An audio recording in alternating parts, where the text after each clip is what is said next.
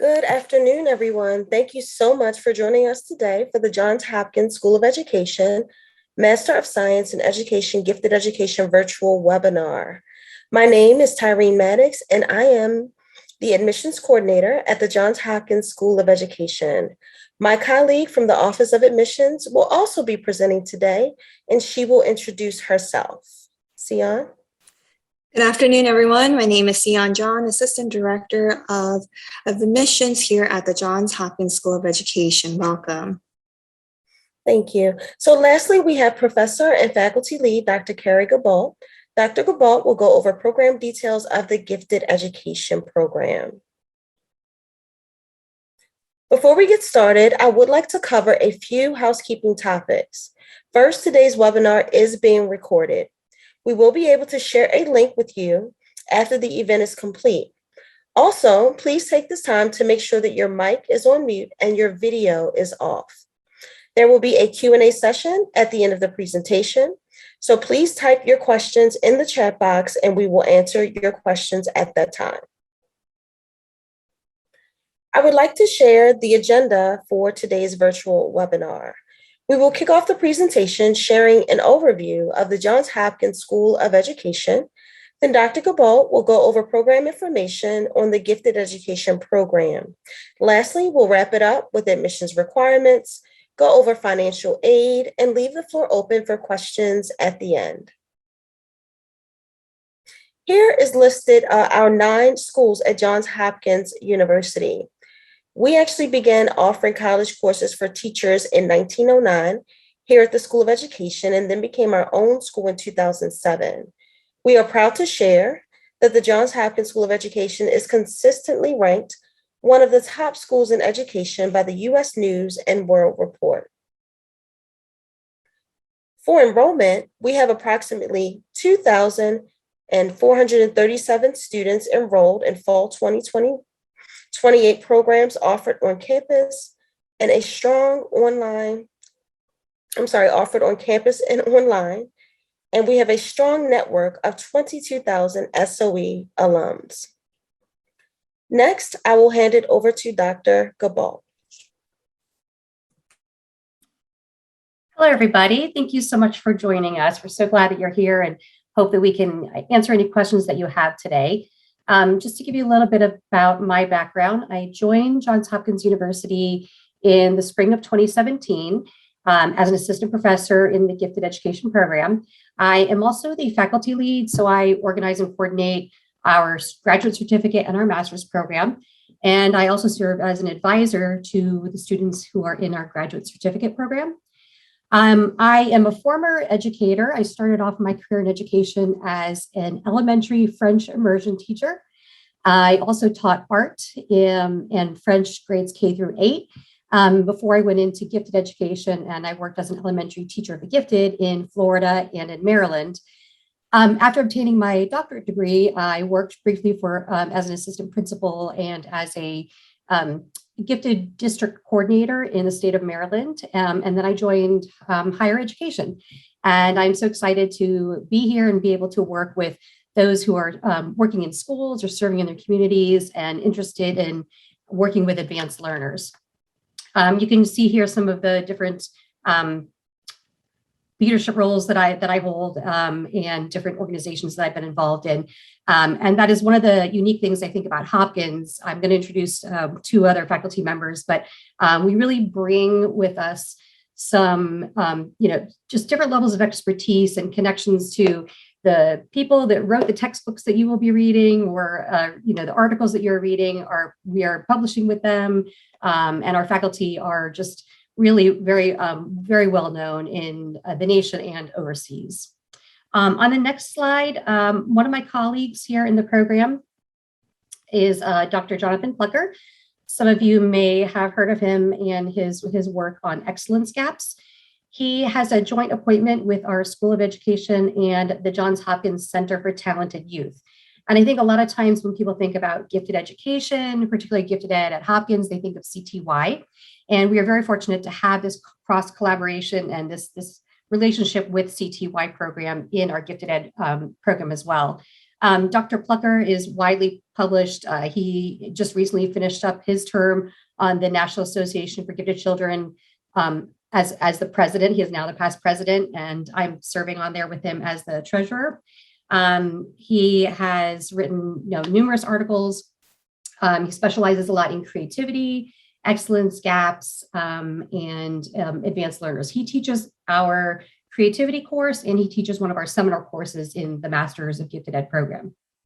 And next slide, I'm glad to also present one of our newer faculty members here at Hopkins, new to Hopkins, but not new to Gifted Ed.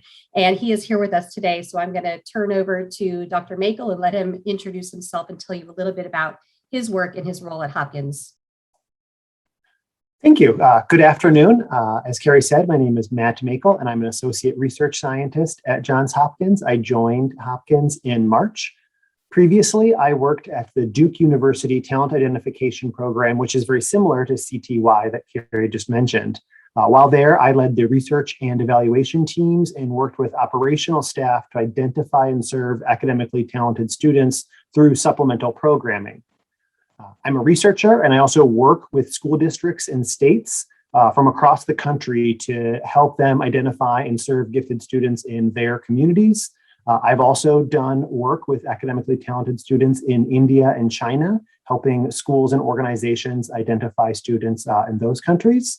And while working with some collaborators in the state of North Carolina, I've also co-written a call to action on how to achieve both equity and excellence in schools. I believe that we can and must strive to achieve both simultaneously, and my research focuses on identifying effective and ineffective ways that we can do so, while my consulting and collaboration with schools focuses on helping them effectively apply these practices in their contexts. And I know Carrie's going to do more of this in a bit, but I just want to, while I've got your attention, give 4 quick strengths that I find in Hopkins that I think may be helpful for you as well.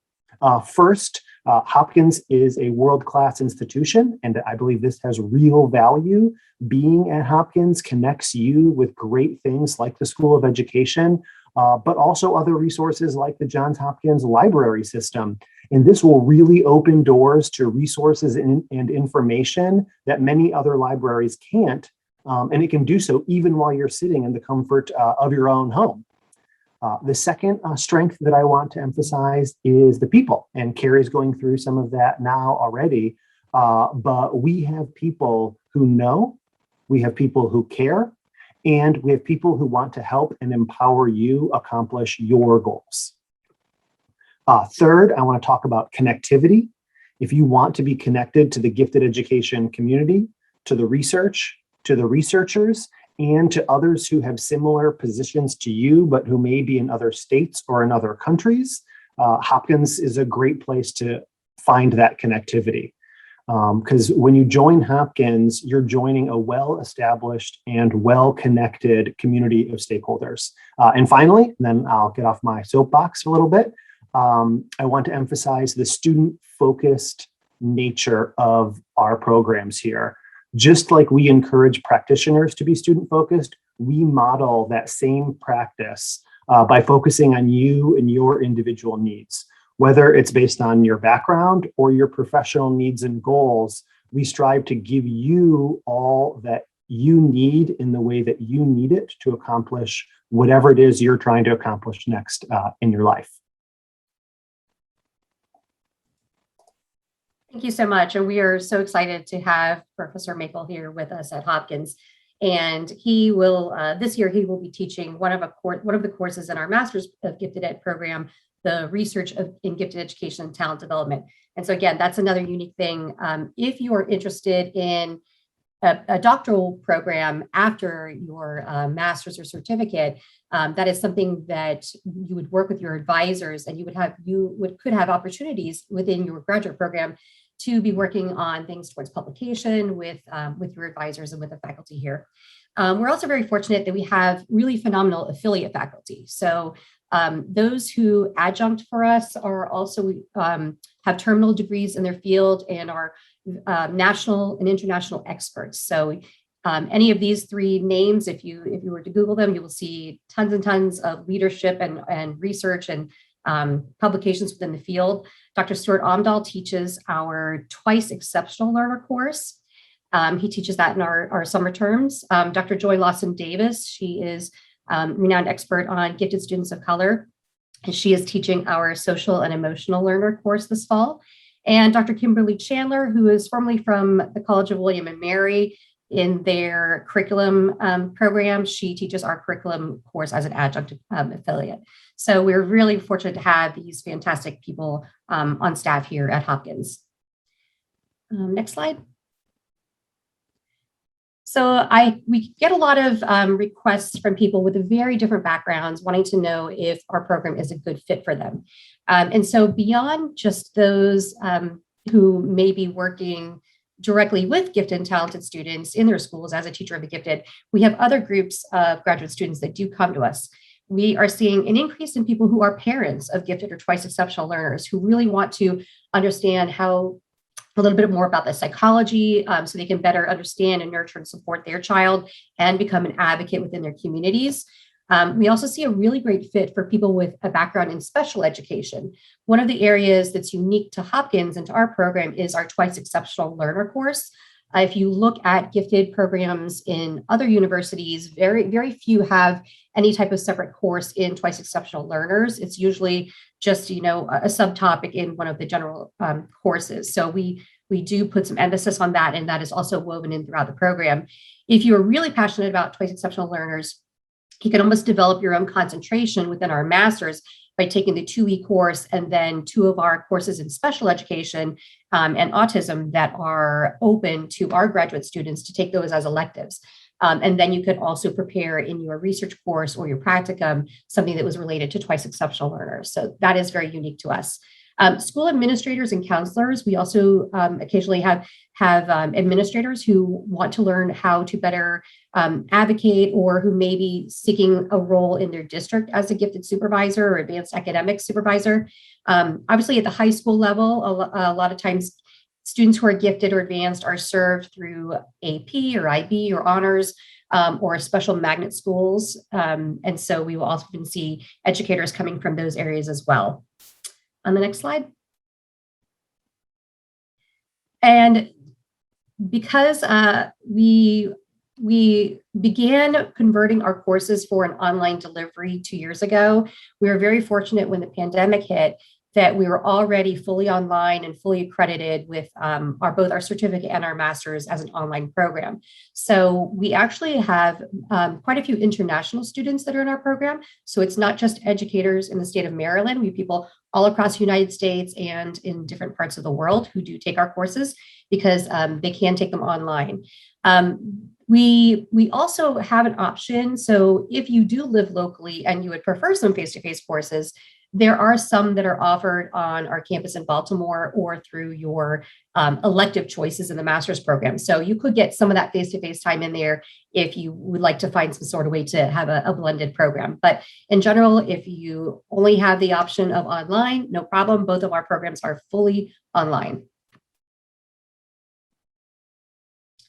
I'm going to talk briefly now about the 2 different programs. So we, first of all, have a master's degree, and it is actually under the Master's of Science in Education, and there are different concentrations within that program.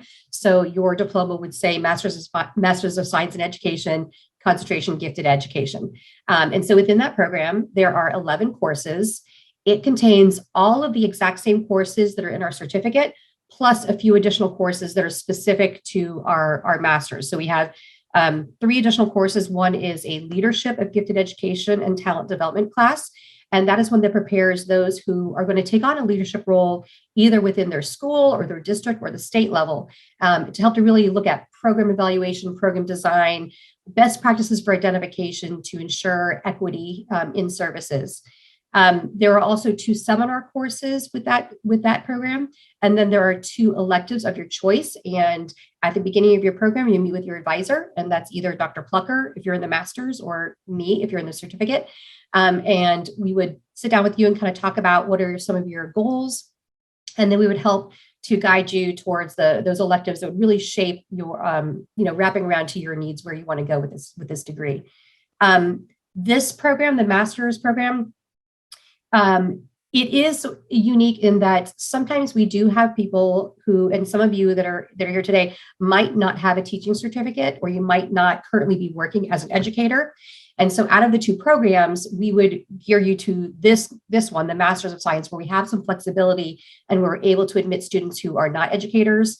And we make sure that we provide the supports that you need in the courses. But the master's program, sometimes we do have people that really just want the content. They want that content knowledge, the expertise, or they see this as a stepping stone to a doctoral program. And so maybe they don't need, or they're not as, they don't care too much about getting the teaching certificate in gifted ed. And so this program would be for you. It is also aligned to standards set by the National Association for Gifted Children and the Council for Exceptional Children. And it also does align to the state of Maryland certification, which I will talk about in a minute. But if you don't have a teaching degree, or maybe your goal is to open up a special school or an after-school program, this would be the one that would be geared more towards you. And then on the next slide, we will look at the graduate certificate. And so this is very similar to other programs that have a postgraduate certificate. So this is for people who maybe already have a master's degree, maybe it's in a subject area, or something, that might not even be related to education, but they already have a master's degree and they are a certified educator. They hold a current teaching certificate and they are working currently in a school. And they choose this program because they want to add this endorsement or certificate. If they're in the state of Maryland, it is it's an advanced specialist certificate. And so just like administration and supervision, it requires a master's degree, 3 years of teaching experience, and completion of a certificate. And so occasionally we may have some applicants who do not already have a master's degree, but just want the certificate program. And so we'll talk in a second, but there is a way to do that within this program where you would pursue this certificate and another certificate and combine those for a master's degree. So you would get your master's along the way. But that's one way to kind of think about the difference between the certificate or the master's. The certificate program is only 18 credits. So that's 6 classes, 6 3-credit classes. The final class is a capstone. It is a practicum experience, which you would conduct within your own school, within your own classroom. And we really customize that based on what your current teaching position is. But for example, you may be taking some of the lessons that you designed in the curriculum course and actually implementing them with a student or two or a small group of students within your class that either are identified as gifted and advanced, or that you think maybe haven't formally been identified but show high creativity, or they are advanced learners. And so you would work with them. You would be taping some lessons and getting feedback on some observations, and just documenting your progress along all of those NAGC standards throughout the program. And so this certificate and those courses are currently aligned to the Maryland State Specialist Certificate, which is called Gifted and Talented Specialist Certification, which is why that also does require the 3 years teaching experience and a master's, because that is what our state requires. I'm going to pause here just for a second, because sometimes we also have people that are interested in our program who may live in an adjacent state, like say Virginia, or maybe Pennsylvania, or Delaware. And sometimes those states have reciprocity. And so you could, if you are an educator with a certificate from a different state, you would definitely need to check with your school district. Usually it's the professional development or professional learning office. Check with them to make sure that this would count towards your renewal of your certificate, to be able to add it on in a state outside of Maryland. And that is one way to add a certificate if you're not in Maryland. Another way, some states allow that reciprocity. So if you teach in another state and you meet the requirements in Maryland, even though you don't live or teach in Maryland, you can still apply to the state of Maryland for the Gifted and Talented Specialist certification. And then you just go back to your state Department of Education and ask that they, that they accept that, and they will basically give you reciprocity. So not every state allows for that. And so we want to be really careful and make sure that we are guiding you to check with your people, check with your state DOE. And those rules do change quite frequently. So it is hard to keep up with every single state. But I can tell you, I myself, when I moved from Florida to Maryland, that is one way that I got the gifted ed certificate in Maryland, was because I already held a master's and a certificate in the state of Florida. And so it was very easy just to submit the paperwork and add that to my Maryland certificate. On the next slide, so like I said, with the Maryland State certification, this is why for this graduate certificate, we do require in our application that you have 27 months teaching experience, 3 years, and hold a master's degree by graduation. So again, if you are interested in the certificate versus the master's, and you don't yet have a master's degree in another area, what we can do is, well, we would first talk and see if maybe our master's in ed is a better fit.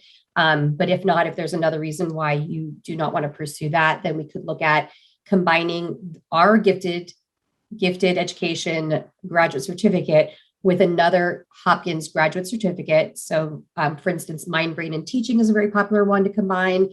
We also have a STEM or math leader certificate. So basically you could combine 2 certificates and then you take 1 additional course and you would apply in as an interdisciplinary studies. And so that gets a little bit different with the application process, and we can guide you to that if you're interested there. But there is an option for just the different situations that you might find yourself in. On the next slide. So for both of our programs, for the graduate certificate and for the master's degree, there is a policy within our School of Education that you have up to 5 years to complete the program from the date of entry. And so, if you join the program and then something happens, maybe, you had to move or you change positions, or sometimes somebody goes on maternity leave, you can take a leave of absence, which kind of freezes that. But otherwise, from the date of your first course to your last course, it needs to be no older than 5 years. And it's really not a problem with our program. We offer the courses in such a way that you could really take most people take 2 courses each semester. And for the graduate certificate, it's usually completed in a year and a half. And our master's students typically finish within 2 years. But if you needed a little bit more time, you could do that.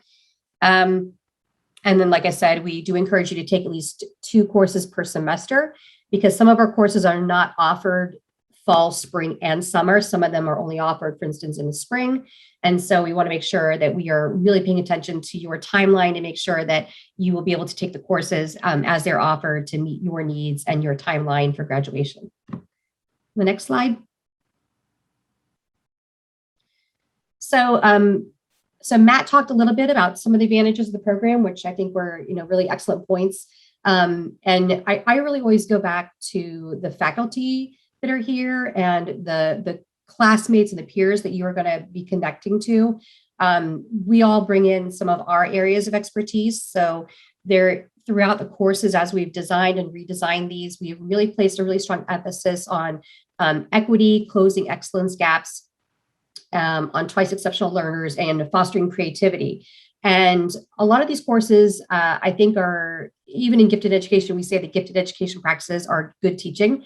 Of course, students who are gifted need things with greater intensity and depth and acceleration. But a lot of what you take and learn from this program, even if you weren't going to be hired as a gifted education teacher, but you were going to continue as an educator in another role, these would be such phenomenal skills to have and to develop to take you into a leadership role and to be able to really find talent, hidden talent in your classroom, and to be able to provide an advanced academics program for all students in your classes.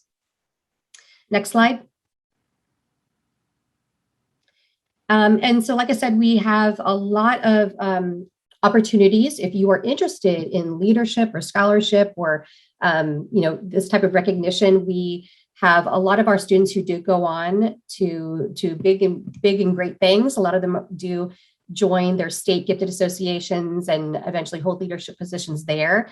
We're very proud to announce that one of our current master's students who lives in the state of Washington, Miss Katie Lee, she was just honored and received the 2021 Mensa Education and Research Foundation Gifted Education Fellowship. And this is a huge award, both, just with the recognition, but also there is a wonderful stipend. So she will receive $5,000 towards her education, and it is renewable for up to 1 year. And she also has the opportunity to publish or present within the Mensa organization. So we are constantly looking for talent within our graduate students and helping to encourage you to reach your goals and to reach your potential, as well as help you to help your students. And I think that is the last slide for me. I think I'm handing it back over to Tyree. All right, thank you, Dr. Gibald. So we're going to continue by going over the application requirements. Applicants must submit a completed application, which can be found on our website. The application fee is $80. Next, we need an updated resume, an essay, 2 letters of recommendation, and all official transcripts, including institutions you may have taken courses but did not receive a degree. Again, this is from all post-secondary institutions that you have attended.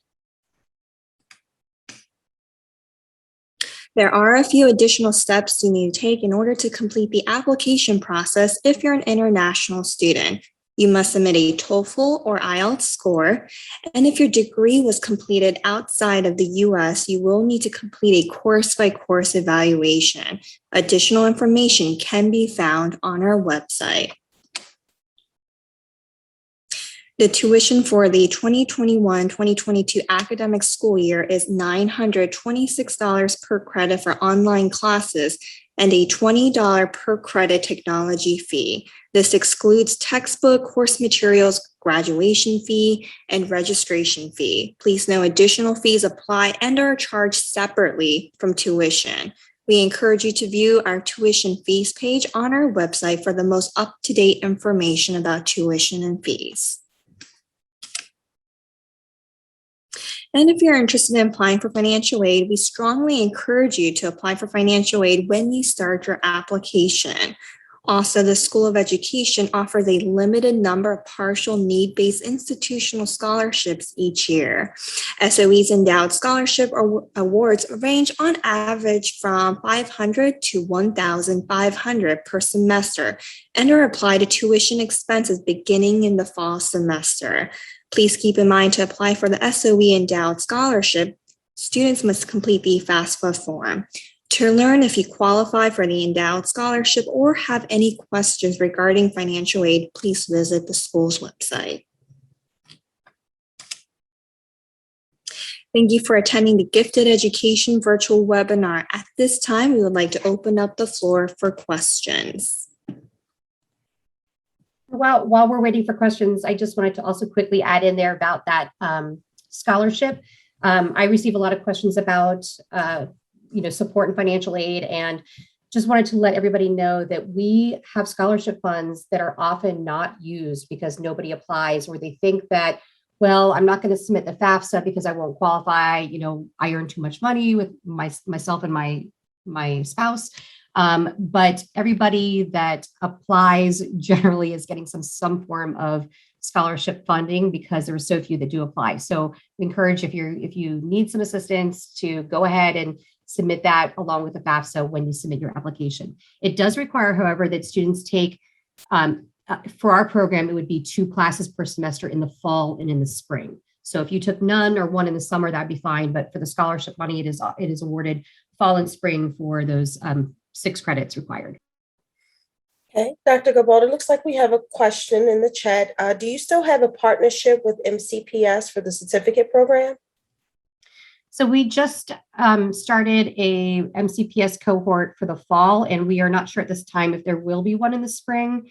We do not currently have a memorandum of understanding contract with them, but if there is enough interest, it is a possibility, but I can't guarantee that we do have that now. You're always welcome to apply as a student to our program, and those who do enroll in the spring could kind of pick up some of those classes with their colleagues and peers. But as far as that partnership, we do not have one on the books right now.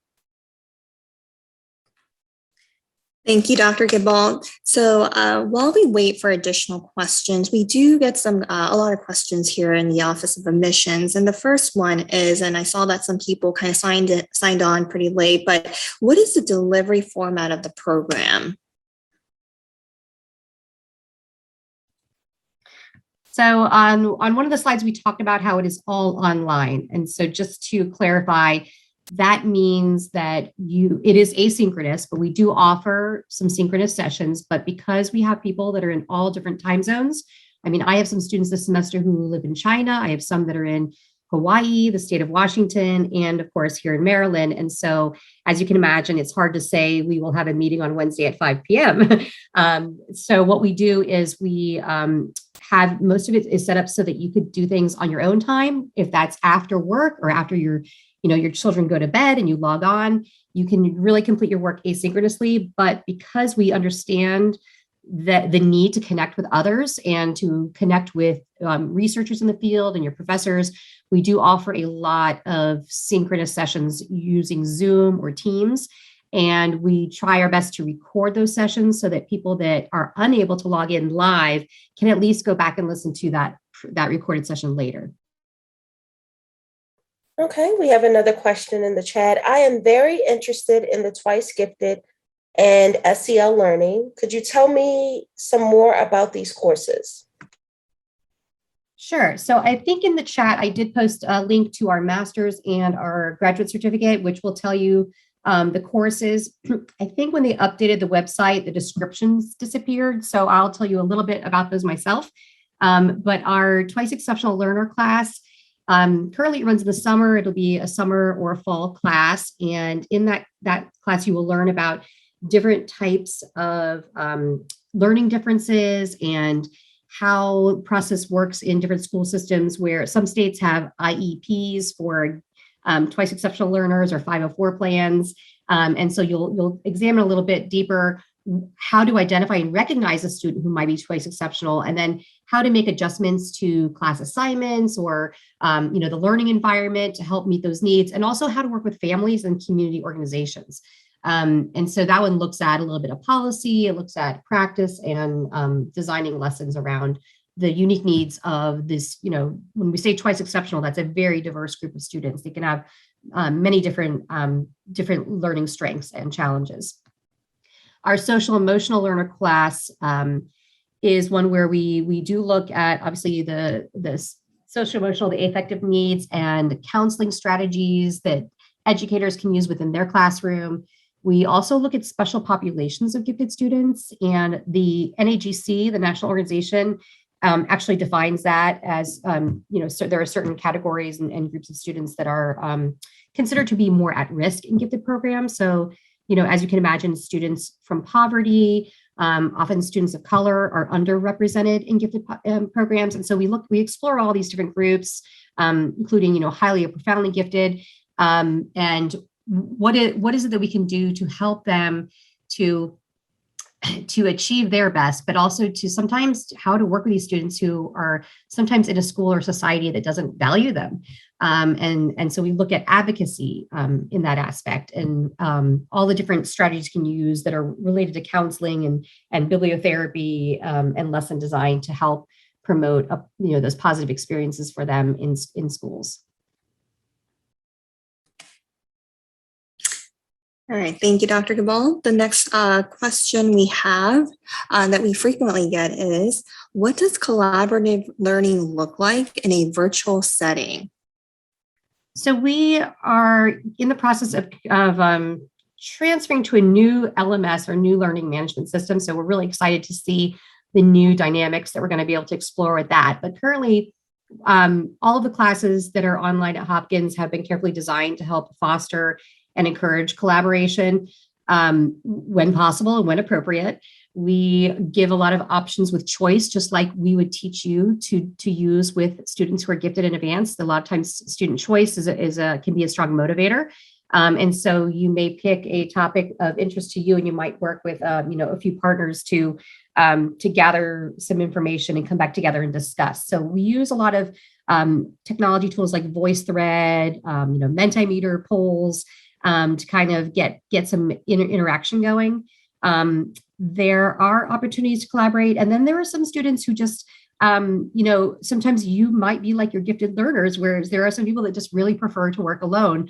And so, you could have an option in some places to do a project in a small group or to work on it on your own. But even if you do work alone, we weave in through these live chats and through our discussion forums and voice thread ways for you to provide feedback to each other, to discuss some of these issues in greater depth. We also like to use some informal chats and some informal forums where, for instance, I have some students in one of my classes right now that have just found a couple of articles that were in the news about some school districts that were eliminating gifted education programs. And so they're posting that. And there's been a lot of really interesting discourse back and forth about what that means and how that might relate to different geographic areas around the country and what you can do to help advocate against some of these myths. So we do try to make it as dynamic as possible. And we know that there are some people that may be new to online learning. And so we always provide sort of a little bit of hand-holding at the beginning, especially in the first class. We also have, some nice orientation and kind of get you comfortable using the technology tools in a low stakes environment at first, where things are not scored. It's just for practice. And then once you're comfortable to that, then you're able to use it for the classes. Thank you. That was really helpful. And another question we get is, do you have students who work full time and go to school part time? If so, how many hours do you expect a student to spend on coursework per week?